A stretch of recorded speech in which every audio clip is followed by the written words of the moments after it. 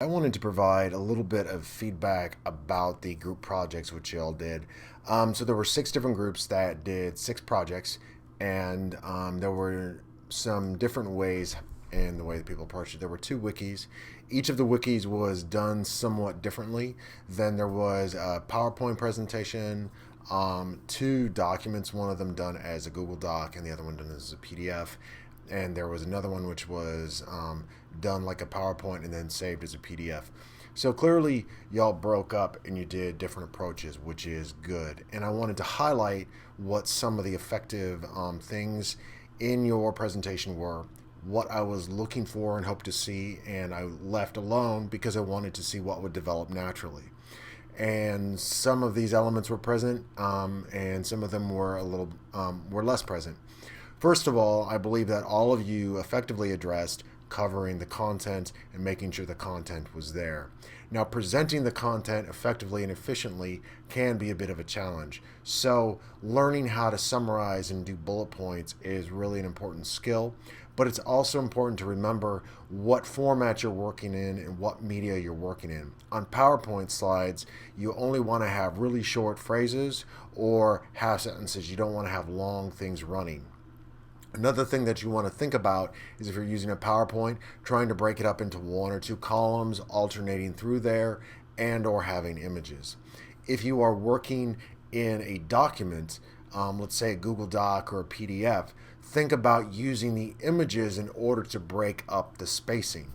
Now, the images were used by several groups, but I think all but one group probably could have used more images. And these could be models, these could be diagrams, etc. Remember when we just did the quizzes and the test about the various kinds of learning styles, what we have propensities towards, when we have more different kinds of information presented, text and visual, that can really help support. Obviously, it's more difficult to do audio, but at least keeping the visual and the text alternating makes it easier for the reader. Another thing to remember as when you're designing information and you're designing learning materials for people, especially if you're going to do it in PowerPoint or content for the web or a wiki, anything that is not the traditional page document. Let me find a syllabus here because this is an example of a syllabus. And what we're going to do is we're going to do tedious, tedious, tedious, tedious, read, paragraph, line after sentence. Most people will skim through. When you are designing the material for your learners, you need to remember that they will skim. And especially if they're looking at the material on screen, skimming is how most people engage with content, especially text online.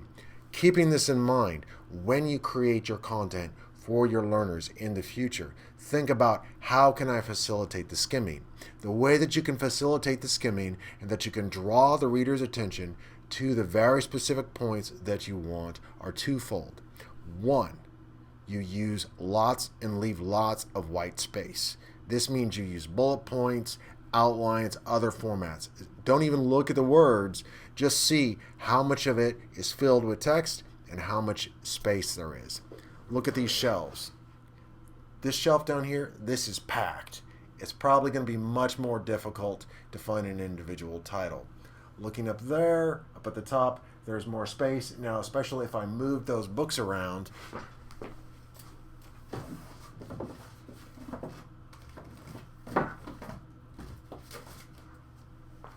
you would probably have an easier time finding something because I could tell you it's the canted one or it's the silver one that's lying flat.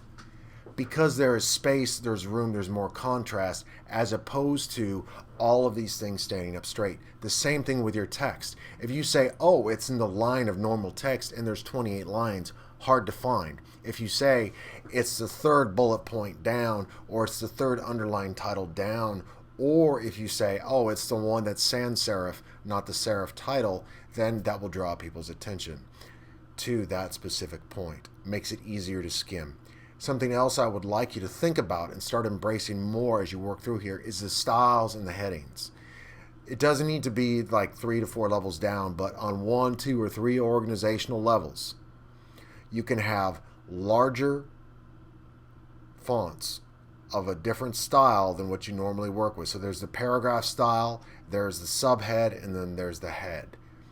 What this will do is that the larger the size, the more important it is, right? So when you have a break, you don't just need to bold it or underline it, you need to make it a little bit bigger, and you can use things in Word and in Google Docs like headings to make these things clear. Now this thing has gone much longer than I want to, but essentially many of the main points you hit, but try and embrace more tactics so that the information is friendly to your reader so that they can skim it and so that it appeals to a variety of learning styles.